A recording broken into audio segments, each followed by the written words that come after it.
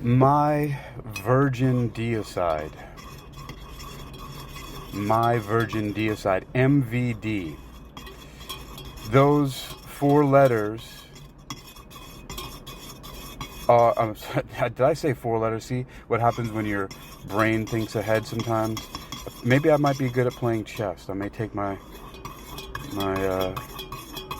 young lady friend up on playing chess with her sometimes.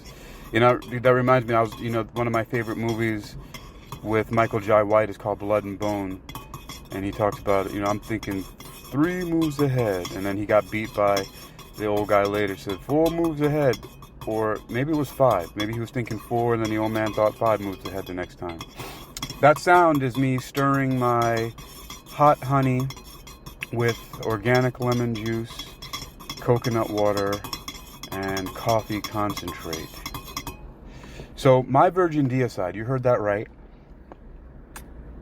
MVD 444, because in numerology, alpha-numerics, using the English language, M, of course, is the 13th letter.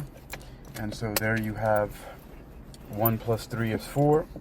V is the 22nd letter of the alphabet, and therefore 2 and 2 is 4. And of course, D is the 4th letter of the alphabet, and that's where that third 4 and the 444 trilogy comes from. And My Virgin Deicide is a story about a man, me, because I'm so self-centered that all my stories are about, they're starring me. Written, produced, directed, and starring Hakeem Ali-Bocas Alexander. And so My Virgin Deicide is the story of a man who for the first time experiences a real tragedy in his life. So it's not that people that he's known or family members, haven't died before. That happens to everybody. People die all the time.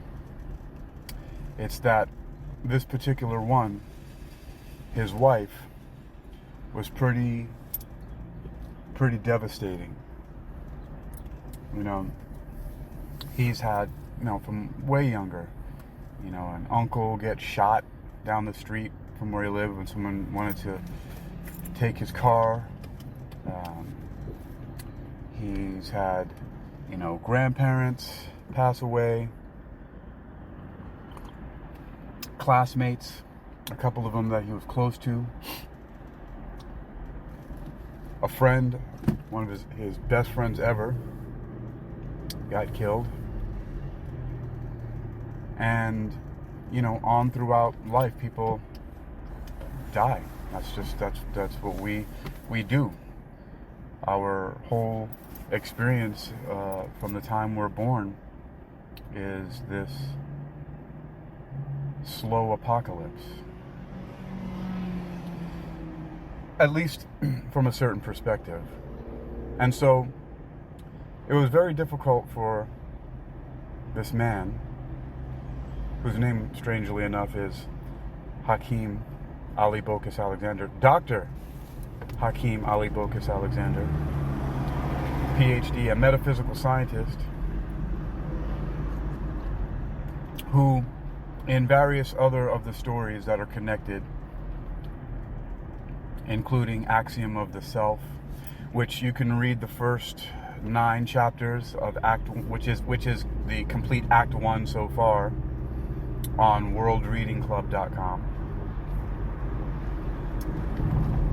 and several other books that are connected to the story, including one that's published, that's out now on the World Reading Club bookstore, which you can find on worldreadingclub.com as well, or books.by/uniquilibrium. You can also find the Intrusion Vector on barnesandnoble.com, Books A Million, Amazon, and so forth. So, and these are various different stories of this character of Dr. Hakeem Ali-Bocas Alexander being, in touch with, in various different ways. There are connecting threads between him and his other counterparts in the universe. So this is touching on the many worlds, or the multiverse hypotheses, bringing those into play, because why not? It's all the rage these days. But in fact, it's actually been around for a long time, the ideas, and have been just as long used in science fiction. But this somewhat shocking title to some people, My Virgin Deicide, is because Dr. Alexander decides that, his whole future feels like that his future timeline was wiped out. And it was wiped out in a way unexpectedly, because people, we a lot of times expect that our lives are going to go on as they are uninterrupted. We tend to take for granted that anything can be taken away at any moment. Like, for example, there's a track from one of my favorite bands, Stuck Mojo, where, the refrain, the chorus says, "Because you're not promised tomorrow, so live for today." And I think the song is actually called Not Promised Tomorrow. I was just listening to it yesterday. Funny thing about me is that a lot of times I listen to songs and bands and I don't know exactly the name of the song sometimes, or even the musicians in the bands always, unless there's something really particular about them that sticks out to me. Like, for example, Max Cavalera from Sepultura. I really latched on to who he was because not only was he the vocalist, but he wrote the lyrics and he played rhythm guitar. So something like that's really striking to me as a person who is a multi-instrumentalist and also largely a solo artist. So people like that stick out. Or Bones, formerly from Stuck Mojo, and Carly Coma from Candiria, or Terrence Hobbs and Mikey Smith from Suffocation. The reason those four guys that I just mentioned is because they are of African descent. They're brown-skinned people, and that's representation in music for someone like me. Those were some of the people that I looked up to because, and not necessarily even looked up to, but they just, like I said, representation is very nuanced in a lot of ways. People say role models, you need representative role model, but that's not really what it is to me. It's kind of more like a kinship. Like, okay, there are some other brothers doing this too in a world that attempts to pigeonhole you into many things. As I was growing up, especially when I moved from New York to the South, where a lot of that segregated type of thinking is rampant, I was in a weird space because of being brown skinned, even though I'm not African American technically, I'm Caribbean, and if you look at my 23andMe, you'll see that it's mostly South, it's East, it's Asian, Indian, particularly from India, and there's Dutch, there's Kalinago from where the Trinidadian islands are now. There's various other things in there, most of it not African, although there's a good touch of it. So, which I'm very strongly connected to in a lot of ways. So those genes are dominant somehow.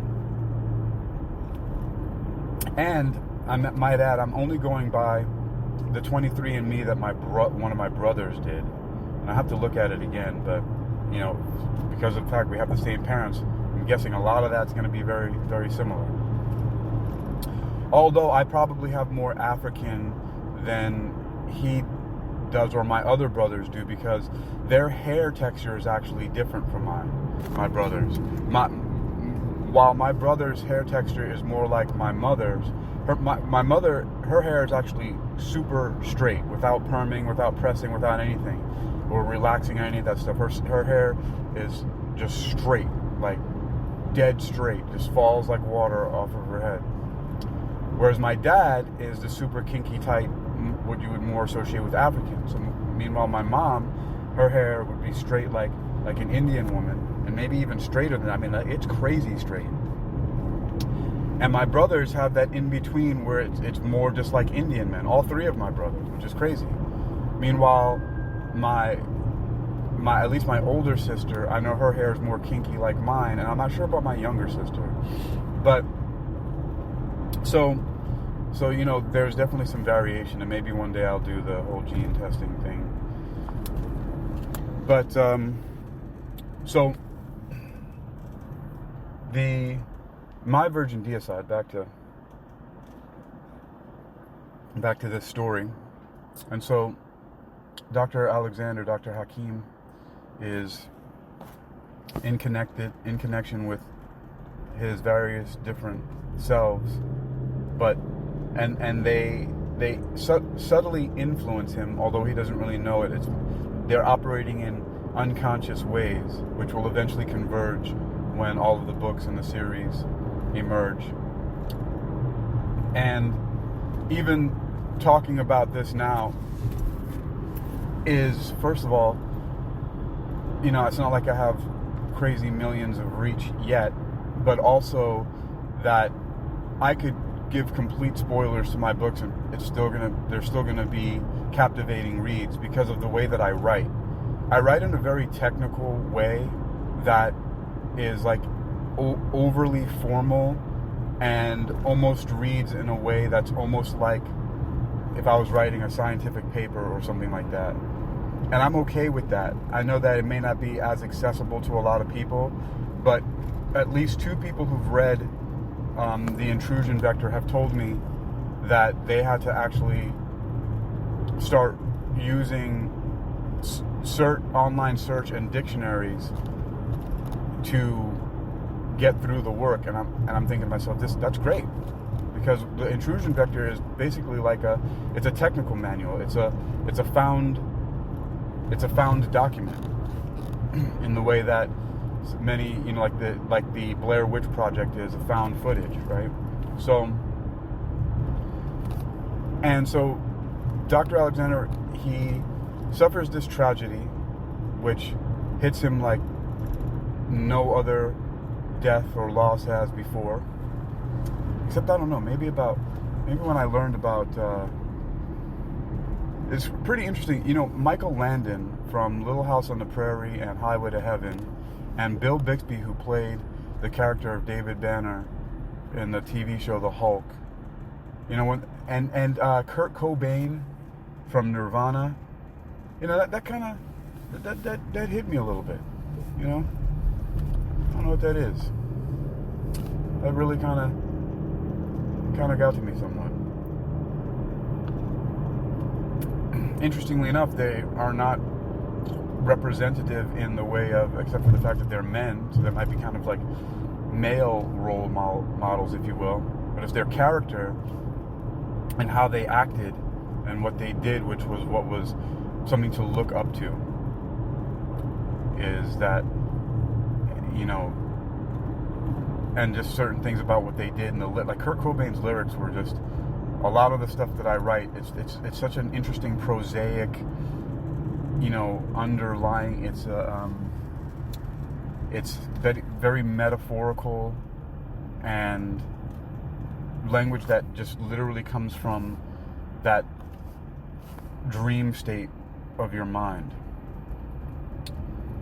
But I also latch on to the characters that I feel are really more closely representative. So more recently, working backwards in time, would be, for example, T'Challa, who played the Black Panther, and before him it would be Mike Terry from the movie Red Belt, and before him it was Isaiah Bone from the movie Blood and Bone, and before that it would be Panthro from the Thundercats. And So even though Panthro technically is purple, you know, the very subtle nod to the Black Panthers was definitely there. He had the voice of a black man. You know, he was like a working class guy. He was a mechanic and an engineer, right? And he also, his weapon of choice were nunchucks, and that had various different abilities. So again, the loss hit Dr. Alexander pretty hard of his wife, and in ways that completely far outweighs any of those other losses or any other emotional connections in his life. His whole future timeline felt wiped out. You know, he took for granted that all the plans and all the things that he thought about his flower, because her name is Flor, you know, Flor, which is the Spanish word for flower, very similar to the fleur in French, Fleur. I remember I met somebody who came to, when I was working as the yoga advisor at Yoga Works. A woman came in with the name Fleur, and I said, "Oh, that's my wife's name, but yours is the French counterpart." And what was also interesting is Fleur's middle name was Elizabeth, which reminds me of Fleur Elise, which I'm pretty sure, I don't know if her parents named her like that, but it's pretty beautiful. She has one of the most beautiful names, Fleur Elizabeth. But that loss hit pretty hard. It was like the whole timeline being wiped out. It's like, you could think about it like being on a train, and you're going towards this destination, and then all of a sudden you're going over, you know, the train goes through some mountains, right? And you're burrowing through a mountain, and you're between mountains, and the tracks, you know, are, you know, stories, maybe hundreds of feet up in the air, and there's just a cavern, a canyon below that the tracks go over.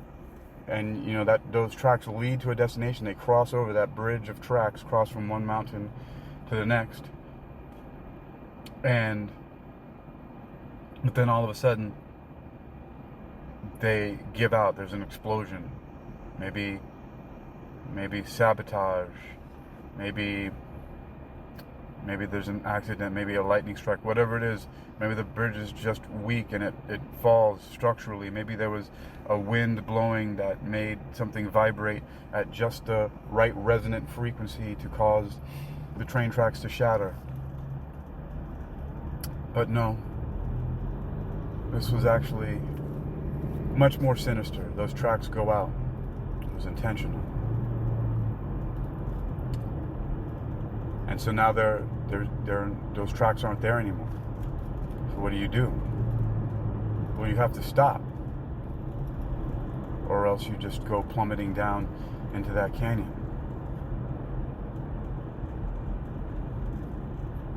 And you have to stop and think, and to get off the train,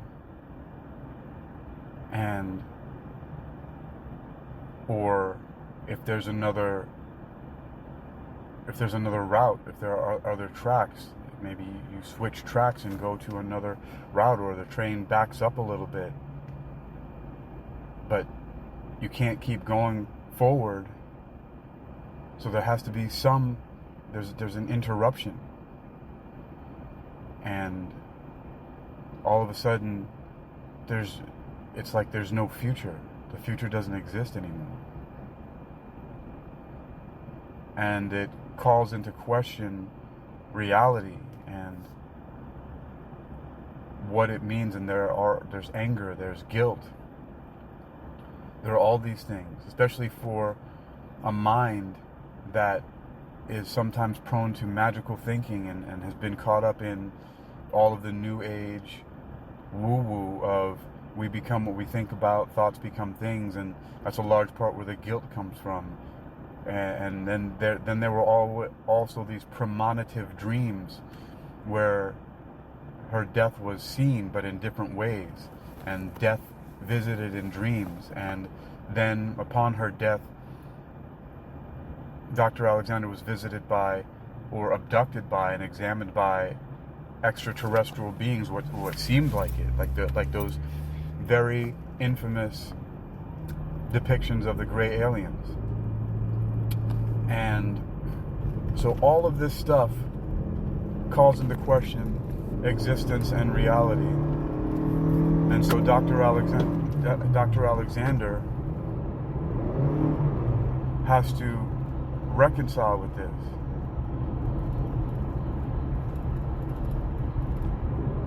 And then begins to question all of existence.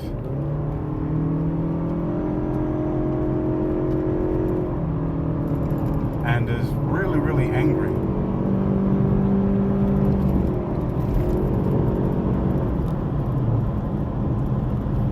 And in his anger,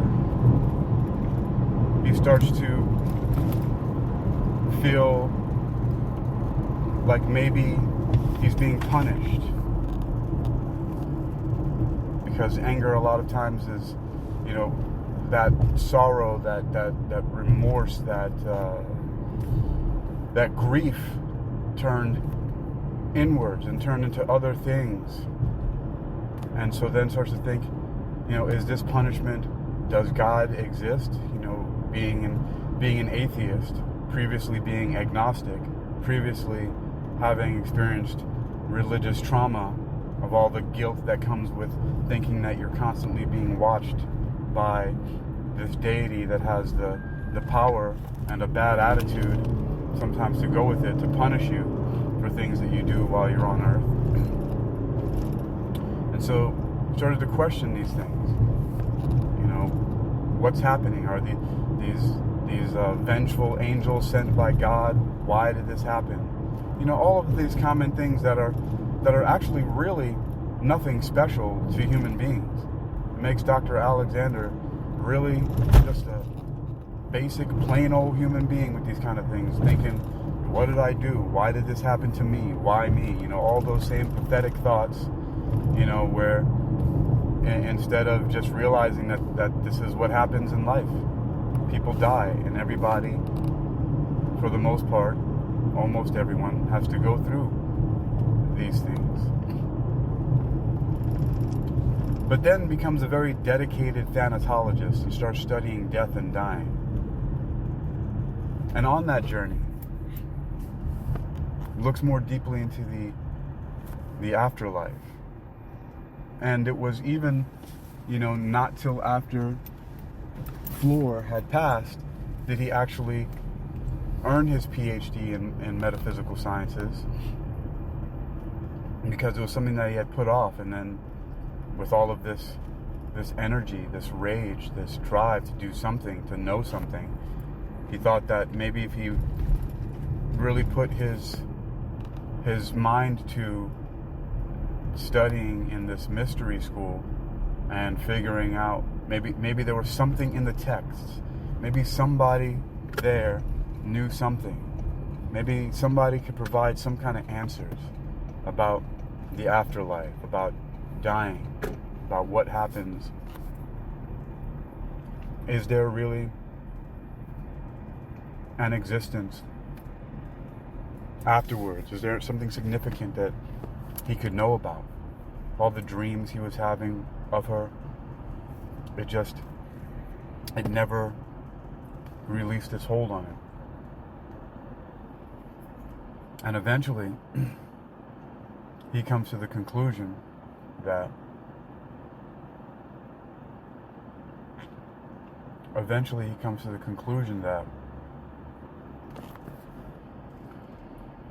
he begins to find other clues to things that are going on. And through the encounter, doing deep dives into this experience with the angels and other things that coincidentally happened when she died, that seemed at first to be completely disconnected but then also realizing that everything really is connected. And with the idea of what he knew from his deep entrenchment in religion, specifically Christianity, that God is everywhere. So he never needed to go anywhere to church or to anything to pray or to speak to God. He could just speak. God was within and all around. He could talk to him in his thoughts, in his head. He could pray in secret. He didn't have to pray out loud. He didn't have to talk to anybody. He didn't have to make anything public. God was everywhere all the time. And he could communicate with him like that.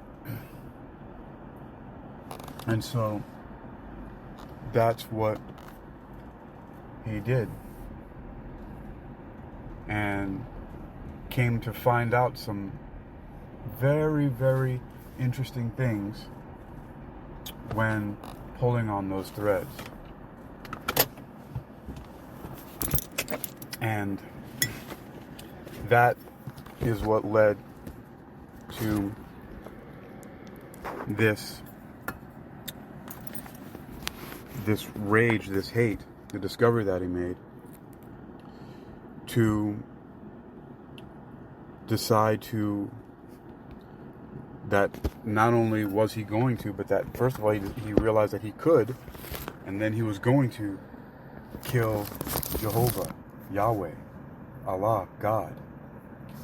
And that's what it means, My Virgin Deicide.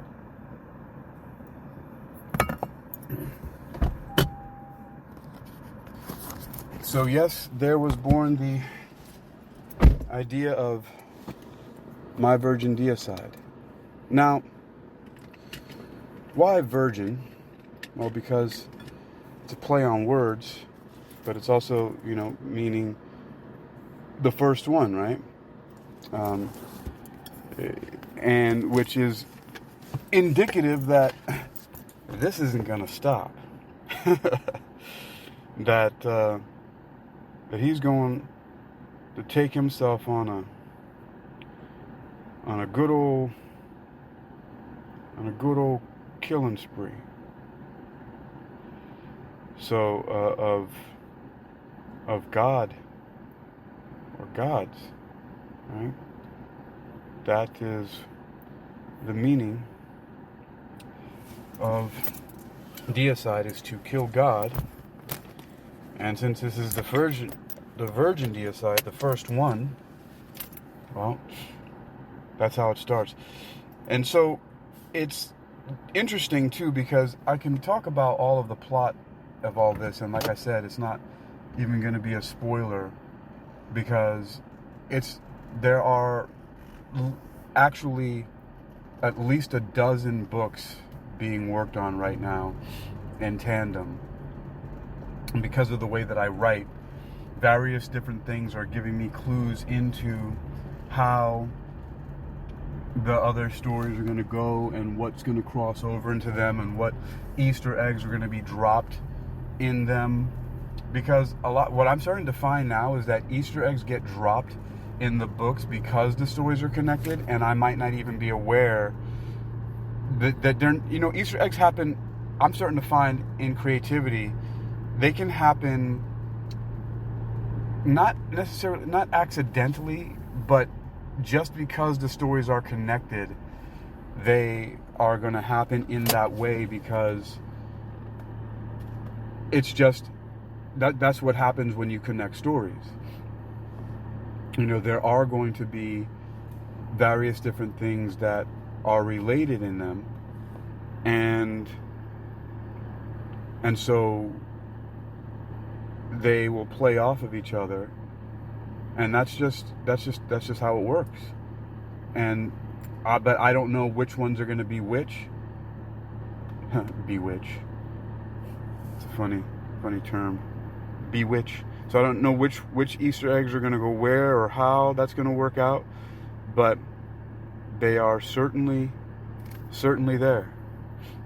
And that is the beauty of writing all at the same time. It's actually a very exciting thing.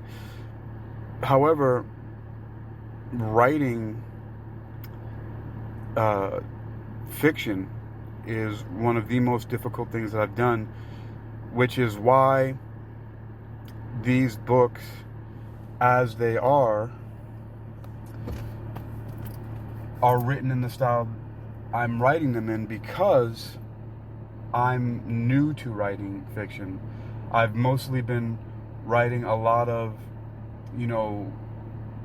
nonfiction stuff that was research based and stream of consciousness and conspiracy theory stuff and things that I was thinking when I was writing them, that they're not based in fiction. But a lot of the things, when you start to get into conspiracy theories and all things paranormal, supernatural, and metaphysical, sometimes they just teeter on the fence, because what you're really dealing with is not necessarily empirical evidence from that are derived from scientific research and exploration and experiments, but from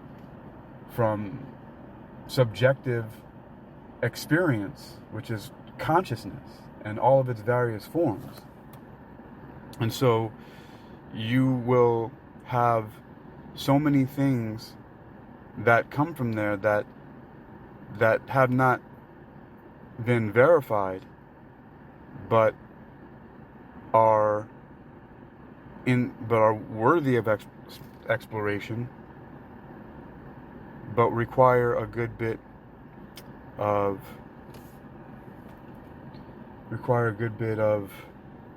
validation, if in fact such things are extant, or have any basis in reality at all.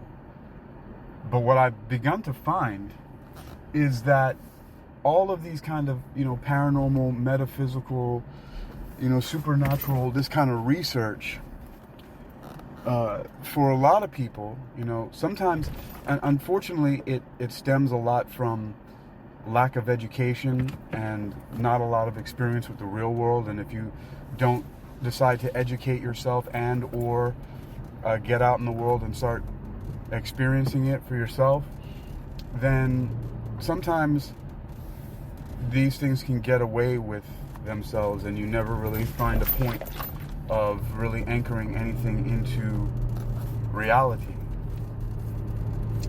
But they also do provide a lot of raw material, a lot of substrate with which to grow and nurture these science fiction and fantasy stories, which is why so much of which is interesting, an interesting conclusion that I've come to, is that a lot of the fantasy-based stories, especially some of the popular ones that are more well-funded, that have a lot of, have a long history as well, like, for example, the Marvel Cinematic Universe and the Marvel Comics in general, they've been around for years, and people get their influence and their inspiration from so many different places, specifically a lot of from science, from a lot of the theoretical science that's going on, specifically theoretical physics, and also just in general so many things, like the time travel arc that was in the Avengers universe and all of that, with the whole Marvel Cinematic. Basically, yeah, I mean, they're all connected. It's not like all the Marvel movies, they're all interwoven with each other. And then even just down to the character level, right? When Spider-Man first came out, it was a radioactive spider, right? Because that was the thing of the day with nuclear and all that other things like that. That was the big technology.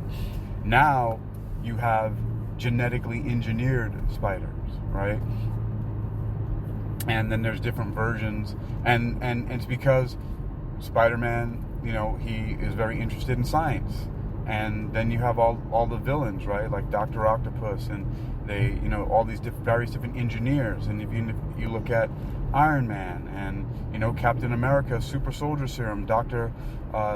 Bruce Banner, he's also a scientist. So on and on. And so that's why my understanding, I've never really asked or looked into it, but this is why I think that a lot of the characters, they give them, advanced degrees, because these ideas come from people with advanced degrees in these various different disciplines, and a lot of the speculative thought that comes from there. And so in order to give the stories a little bit more of a boost of why are these guys doing this and how do they know about this stuff, is, well, give them PhDs. And it's a very similar way that Dr. Hakeem Ali-Bocas Alexander, PhD, approached his research into trying to figure out, just not wanting to let go of the hope that is there something to this either reincarnation, or what's the other life about, right? Is there something really there to experience? Do you maintain your consciousness? Something like how, in the Matrix, the terminology I borrow is the residual self-image. Whereas when Neo was pulled out of the Matrix, then when he got plugged back in to do a little bit of training with Morpheus, he says, is this real? When Neo asked, this is not real, he says, it's like, you no longer have the plugs, in your body. It's like, where are the holes in your body? It's like, your hair is different, right? Because he had, grown his hair, full head of hair. And, your clothes, all of that stuff like that. So, but that was residual self-image. It's basically, so is there something like that? Like all of these things, right? Because we are influenced by everything in our environment. Everything that we see, everything that we learn impinges upon our senses. And for someone like me and my character, who also is me, we are very gullible in the sense that we are highly suggestible, or what would be known as, in the study of clinical hypnosis, at least from the Hypnosis Motivation Institute in Tarzana, California, where one of my degrees is from, would be considered a somnambulist, one who easily goes into trance states and is very highly suggestible. But it's discovered that it's actually, when you become aware of it, it's a learning superpower.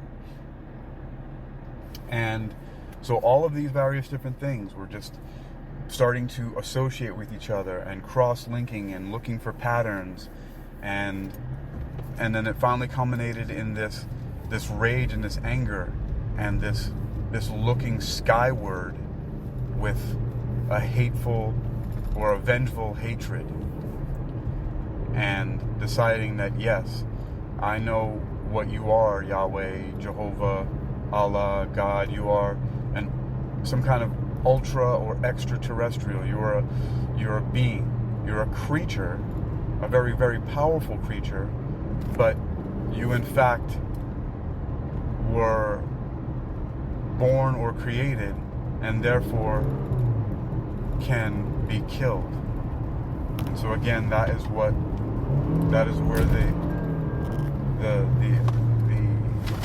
the hubris, where the idea that one could even kill a god, specifically God of the most well-known Bible, came from. And when he learned that, he decided he was not going to stop with just one, and that there may be other of these types of gods on different planets, in different galaxies, or even in this galaxy. And the more that he began to learn about the God and his soldiers, the angels, and what demons are, and devils and spirits, and all of these different things began to become more clear. And it was all based off of the work that he did, the PhD thesis about the fate of the universe, and then other papers that proved logically that the universe is eternal, which was one of the things that led to realizing that these kind of beings that claim ownership and rule over the planet Earth, for example, being the god of all the humans, could not be what it's claimed to be. And therefore, if you can discover that something is untrue about it, then there must be much more that's untrue about it.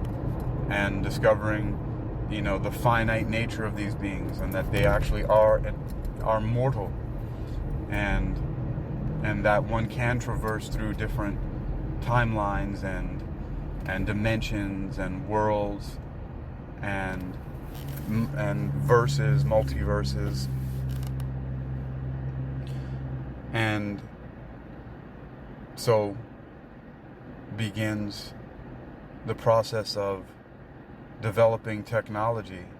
At first, a psycho-spiritual technology, and then engineering with technology based on his formulation of a special type of metaphysical sciences, with the meta becoming META, mathematical, experimental, and theoretical and applied physics, and working with all of those fundamental pillars of physics to then generate technology to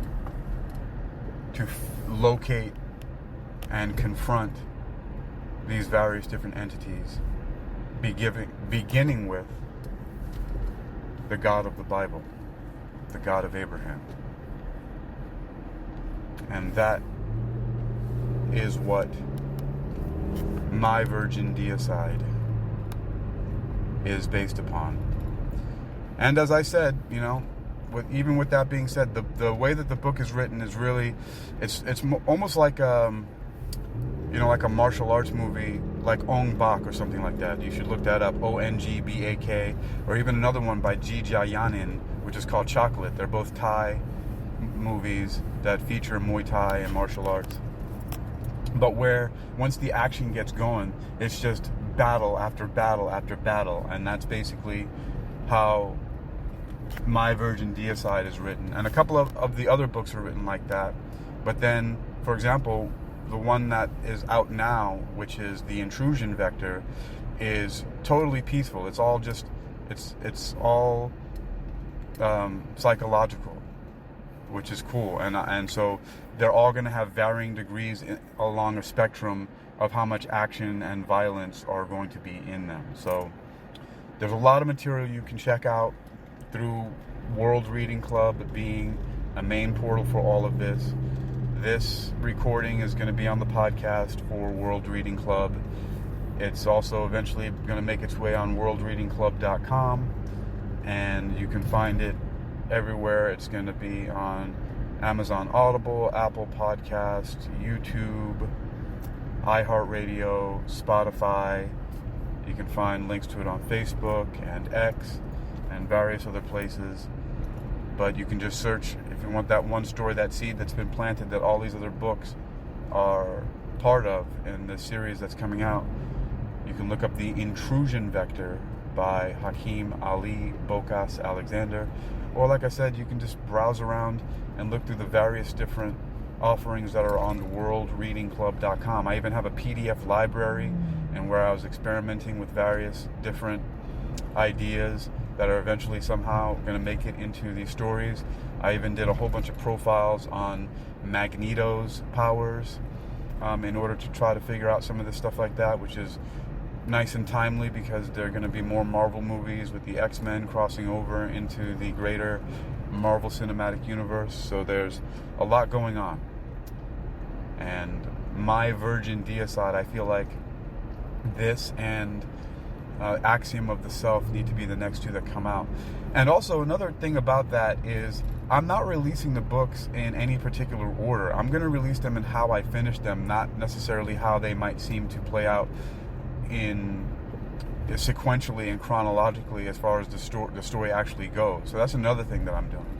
And I'm also experimenting with perspectives and the characters' voices. And the point of view is what I mean about perspectives, right? So I'm really just being very creative with the books because I'm basically a new writer in these genres of science fiction, fantasy, and just fiction in general, at least intentionally creating fiction. So it's a very interesting endeavor, and I'm excited to share with you and for you to get inside my mind that one of the reasons even why I use myself as a character in the stories is because I'm a lucid dreamer, and oftentimes it's actually very difficult to distinguish between whether or not those things that I experience in my dreams and in this so-called waking world, which one is more real. And a lot of times there have been so many things that have happened and are happening that continue to motivate me to question all of reality and existence.